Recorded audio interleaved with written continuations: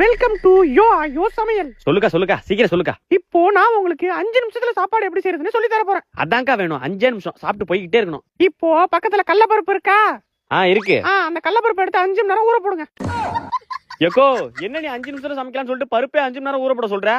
சரி பயப்பட வேணாம். அப்போ நம்ம வீட்ல உள்ள பொருள் வச்சு சமைக்கலாம். அப்படி சொல்லுக்கா. இப்போ எண்ணெய் சட்டி எடுத்து அடுப்புல வைங்க. வச்சாச்சு. அதுல முந்திரி, திராட்சை, பாதாம், குங்குமப்பூ, 500 கிராம் நெய்.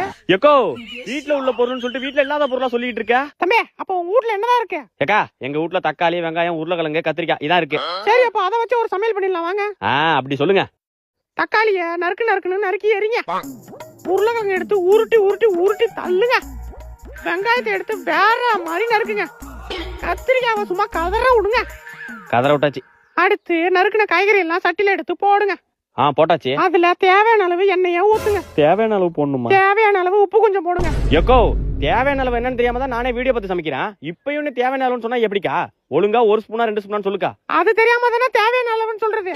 சரி விடு, உனக்கு ஈஸியா சாப்பிடுற மாதிரி நான் இப்ப சொல்றேன். சொல்லுக்கா. மூடிட்டு போய் ஹோட்டல்ல சாப்பிடுறா பண்ணாட.